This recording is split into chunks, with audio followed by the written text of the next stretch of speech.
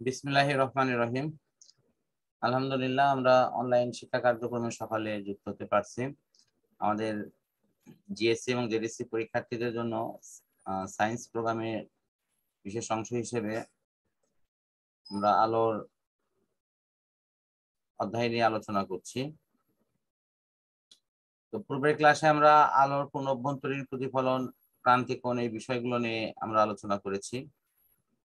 এখন আমাদের আজকে পূর্ণ অভ্যন্তরীণ প্রতিফলনের শর্ত এবং অপটিক্যাল ফাইবার ও ম্যাগনিফাইং গ্লাস এ সম্পর্কে আলোচনা এখান থেকে শুরু করে নিচ্ছি।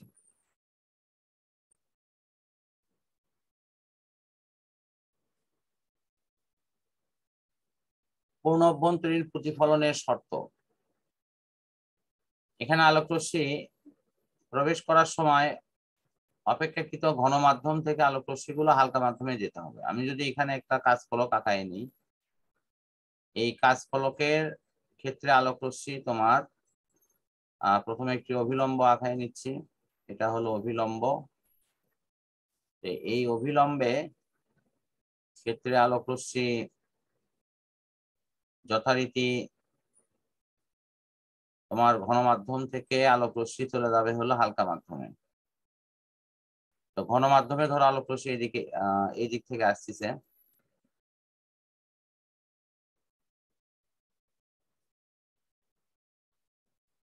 এরকম অবস্থা। আলোকরশ্মি ঘন মাধ্যম থেকে হালকা মাধ্যমে যাওয়ার সময় এটা অভিলম্ব থেকে দূরে সরে গেছে।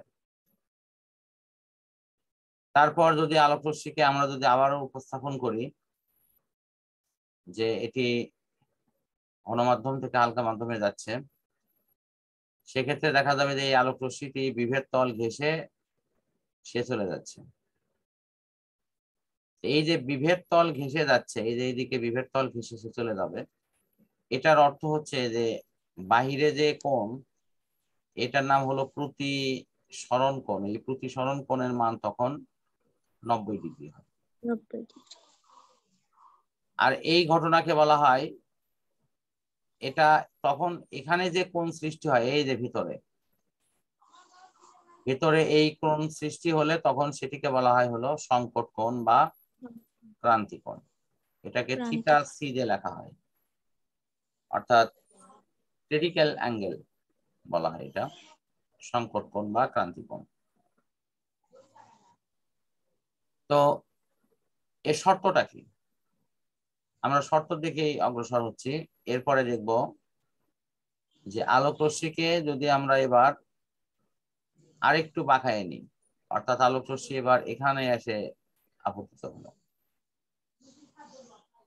এর আলোকরশ্মিটা তখন পূর্বের মাধ্যমে প্রতিফলনের সূত্র অনুসারে চলে আসবে। তো প্রতিফলনের সূত্র ধরে আসার অর্থ হচ্ছে যে আলোকরশ্মি এই ক্ষেত্রে পরিপূর্ণ। ওয়ালাইকুম সালাম ওয়া রাহমাতুল্লাহ। কি নাইম, কেমন আছো? আলহামদুলিল্লাহ ভালো আছি। আপনি কেমন আছেন স্যার? আছি আলহামদুলিল্লাহ। ঠিক আছে, ধন্যবাদ ক্লাসে যুক্ত হওয়ার জন্য। তোমরা একটু দেখো। আচ্ছা স্যার। আর পরবর্তীতে ক্লাসের ভিডিও গুলো শেয়ার করে দিলে ভিডিও দেখো। আচ্ছা স্যার। আচ্ছা, ঠিক আছে। তাহলে দেখো, এখন এই অবস্থানে এসে এই আলোকরশ্মি পূর্ণ অভ্যন্তরীণ প্রতিফলন যখন ঘটছে, তখন তোমরা একটা জিনিস খেয়াল করবা যে এখানে যত ডিগ্রি কোণ, এই যে একদম এখানে যত ডিগ্রি কোণ, ঠিক এই পাশেও যেন ঠিক তত ডিগ্রি কোণই হয়। মনে করো যদি এখানে 30 ডিগ্রি কোণ হয়, এখানে যদি 30 ডিগ্রি কোণ হয়, তাহলে এখানেও তোমার কোণের পরিমাণ হবে 30 ডিগ্রি। ফলে আমাদের এই যে আপতন কোণ, এই যে এই হলো আপতন কোণ, আর এখানকার এই প্রতিফলন কোণ দুটো পরস্পর সমান হবে, এবং এটি তখন প্রতিফলনের নিয়ম অনুসারে প্রতিফলিত হবে। আর এই ঘটনাকে বলা হয় পূর্ণ অভ্যন্তরীণ প্রতিফলন। তাহলে পূর্ণ অভ্যন্তরীণ প্রতিফলনের ফার্স্ট শর্ত হলো আলোকরশ্মি এরকম ঘন মাধ্যম থেকে আলোকরশ্মিটা হালকা মাধ্যমে যেতে হবে। যদি হালকা মাধ্যমে যায় তাহলে কিন্তু এই ঘটনাটা ঘটবে। হালকা মাধ্যমে গেলে এটি করবে। দ্বিতীয় হলো আলোক রশ্মির এই যে ক্রান্তি কোণ, এই যে দেখো থিটা সি, এই ক্রান্তি কোণের চেয়ে আলোক রশ্মি দেখো অনেক বড় কোণে কিন্তু আপতিত হচ্ছে। যদি সেটি হয় তাহলে আমরা বলতে পারি যে এখানে পূর্ণ অভ্যন্তরীণ প্রতিফলন ঘটবে।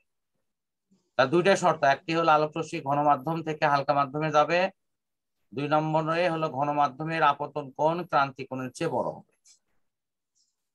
আশা করি এই ছবি থেকে এটা পরিষ্কার তোমরা বুঝতে পারছো। হ্যাঁ স্যার। আচ্ছা, এরপরে কি যুক্ত লাতিকা, আনমিউট করে কথা বলো।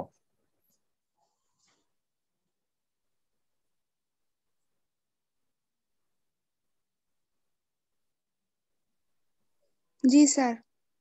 আচ্ছা ঠিক আছে, তুমি ভালো আছো? আলহামদুলিল্লাহ, আপনি ভালো আছেন? আছি আলহামদুলিল্লাহ। তোমাদের তো আরো আগে জয়েন করার কথা বাবা, তোমরা কি ঘুম থেকে উঠতে পারোনি না মনে ছিল না? ঘুমের থেকে উঠতে পারিনি। হাই রে, এত বেলা পর্যন্ত ঘুমালে তাহলে দেশটা চলবে কিভাবে? স্যার আজকে শুক্রবারের জন্য আর খেয়াল ছিল না যে আজকে না, ক্লাস তোমাদের আছে। সুবিধার জন্যই তো আমি 9টার থেকে দিয়েছি, সেই ক্লাস ছিল হলো 7:30টায়, তাই না? হ্যাঁ। আচ্ছা ঠিক আছে, নেক্সট নেক্সট দিনে যাতে তাড়াতাড়ি হয় সেটার চেষ্টা করি। আচ্ছা হ্যাঁ, স্যার। তাহলে আমি এখন তোমাদের আবারও ইয়েতে নিয়ে গেলাম। এখানে একটু দুটো লাইন দেখো সবাই, যে পূর্ণ অভ্যন্তরীণ প্রতিফলনের শর্ত দেওয়া হয়েছে আলোক রশ্মি কেবলমাত্র ঘন মাধ্যম থেকে হালকা মাধ্যমে যাবে, আর একটি বলা হচ্ছে ঘন মাধ্যমের আপতন কোণ অবশ্যই মাধ্যম দ্বয়ের সংকট কোণের চেয়ে বড় হবে। এবং তোমাদের ওই ছবিটা আমি আবার দেখাচ্ছি, এটার সাথে মিলিয়ে নাও। একটা কি বলা হচ্ছে, খুব খুব ভালো করে খেয়াল করো, এই শব্দটা ঘন মাধ্যম থেকে কোন মাধ্যমে যাবে বলো তো, একটু কালার চেঞ্জ করে দে। এই দেখো ঘন মাধ্যম থেকে হালকা মাধ্যমে। হ্যাঁ হালকা মাধ্যমে যাবে, দেখো এই কথাটা কিন্তু এখানে লেখা আছে। আরেকটি বলা হচ্ছে যে সংকট কোণের চেয়ে বড় হতে হবে। তা আমরা একটু দেখি ওই ছবিটা আবার একটু লক্ষ্য করি যে আমাদের ওটা হয়েছে কিনা। আমি ওই ছবিটা তোমাদের সামনে নিয়ে এসেছি, দেখো আলোক রশ্মি দেখো তো যথারীতি ঘন মাধ্যম থেকে হালকা মাধ্যমে গেছে, এই যে এটা হলো ঘন মাধ্যম, সেখান থেকে কি হালকা মাধ্যমে গেছে কিনা আলোক রশ্মি বলো তো? হ্যাঁ স্যার। আচ্ছা, দ্বিতীয় হলো এই যে এটা হলো সংকট কোণ, এই যেটা এই যে আমি এখন যেটা টান দিচ্ছি কালো কালার দিয়ে, এটা হলো সংকট কোণ। আর এটা হলো আপতন আপতন কোণ। এই সংকট কোণের মানটা চাইতে কি বড় হয়নি দেখো তো এই কোণটা, হ্যাঁ স্যার। ফলে কিন্তু আলোক রশ্মি যথারীতি প্রতিফলিত হয়েছে। এই যে দেখো এইদিকে আলোক রশ্মি গেছে, এইদিকে গেছে, আমি 3টে করে দিচ্ছি, এইদিক গেছে, এই যে এইদিকে ফিরে যাচ্ছে, এইদিকে ফেরত হচ্ছে। আশা করি এখন এটা ক্লিয়ার হয়েছে। হ্যাঁ স্যার। আচ্ছা, এখন দেখো এখানে লেখা আছে অপটিক্যাল ফাইবার এবং তোমার হলো ম্যাগনিফাই হ্যাঁ গ্লাস। Magnifying glass. তোমরা কি অপটিক্যাল ফাইবার কেউ দেখেছো? না না স্যার। স্যার। সবাই দেখছো এটি? হ্যাঁ হ্যাঁ, এই যে আমাদের যে ইন্টারনেটের তার, একটা কালো তার দিয়ে ইন্টারনেট আমাদের প্রতিষ্ঠানে যায়নি, হ্যাঁ স্যার। ওই কালো তারটাই হলো অপটিক্যাল ফাইবার। তোমাদের আমি দেখি অপটিক্যাল ফাইবারের টুকরো কোথাও যদি পাই না, সেটা ক্লাসে নিয়ে যা দেখাবো যে অপটিক্যাল ফাইবারটা দেখতে আচ্ছা। কেমন। তো এরপরে এই অপটিক্যাল ফাইবারের আমি একটা গঠন তোমাদের দেখাচ্ছি একটু পরে, তার আগে একটু ম্যাগনিফাইং গ্লাস নিয়ে একটু কথা বলি। ম্যাগনিফাইং গ্লাস মানে হলো, এর বাংলা হলো মানে যে গ্লাসের সাহায্যে কোনো বস্তুকে অনেক বড় করে দেখায়। ম্যাগনিফাইং কথার মানেই হচ্ছে বিবর্ধন। বিবর্ধনের বাংলা হলো কোনো বস্তু ছোট থাকলে সেটি বড় করে দেখায়। এবং তোমরা এই ধরনের গ্লাস হয়তো অনেকেই দেখে থাকবা, হ্যাঁ আমি স্যার নিচে ছবিটা দেখাচ্ছি, দেখো এই যে দেখো এইরকম গ্লাস দেখছো কি এর আগে? কোনো না কোনো জায়গায় দেখছো ছোট ছোট কোরআন শরীফের হ্যাঁ আয়াত স্যার বা দেখছি স্যার অক্ষরগুলো দেখতে, বড় করে দেখতে কিন্তু এই গ্লাসগুলো সাহায্য করে হ্যাঁ স্যার না? হ্যাঁ, এটা হলো ওই জন্য এর নাম দেওয়া হয়েছে। এই যে আমি যে বিবর্ধনের কথা বললাম তোমাদের, তো এই বিবর্ধনটা কিন্তু এখানে আছে, এই যে দেখো লেখা আছে এই যন্ত্রের বিবর্ধনটা অনেক অনেক বেশি, যে কারণের জন্য এটা এই বিবর্ধনের কাজটি সম্পন্ন করে থাকে। তো বিবর্ধন মানে হলো কোনো জিনিসকে বড় করে দেখা। আচ্ছা, অপটিক্যাল ফাইবারটা আমি একটু ছবি এঁকে তোমাদের বুঝাই দিই।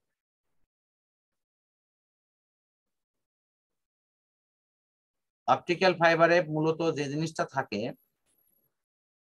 তা হলো এরকম সরু একটি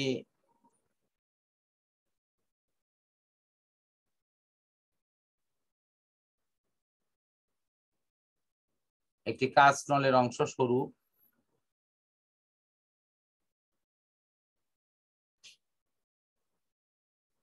এখন এই সরু কাঁচ নলের মধ্যে যদি আলো প্রবেশ করে, এই আলোর ভিতরে পূর্ণ অভ্যন্তরীণ প্রতিফলন হয়ে এই আলোটা বের হয়ে আসে। তার মানে এই তার দিয়ে আলো পরিবহন হয়। আলোর গতি পৃথিবীতে সবচেয়ে বেশি, প্রায় 3 লক্ষ কিলোমিটার পার সেকেন্ড। সে কারণের জন্য তখন তথ্যের গতি অনেক বেড়ে যায়। যখন আমাদের ইন্টারনেটটা ছিল তোমার 2G, তখন kbps এ আমাদের ইন্টারনেটের হিসাব করা হতো। যখন 3G হলো তখন মেগাবাইটে করা হচ্ছে। এখন 4G আসছে, এটি আরো স্পিড অনেক বাড়ছে। এরপরে আসতেছে হলো 5G, সেটাতে স্পিড কিন্তু আরো অনেক গুণ বৃদ্ধি পাবে এবং সেই নেটওয়ার্কের গতি অনেক অনেক বেশি হবে। তো অপটিক্যাল ফাইবারে আলোর তরঙ্গের মাধ্যমে তথ্যগুলোকে এক স্থান থেকে অন্য স্থানে আমরা সাধারণত পাঠিয়ে থাকি। তো এই অপটিক্যাল ফাইবার তারের মধ্যে এরকম কাচের 4 থেকে 8টি করে কোষ থাকে।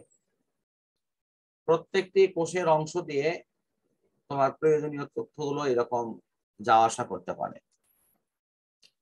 তো আমার মনে হয় এই কাচবাহী নলের ব্যাপারটা মোটামুটি ক্লিয়ার বোঝা গেছে। তবে এই কাজটা কিন্তু আমাদের নর্মাল কাচের মতো না।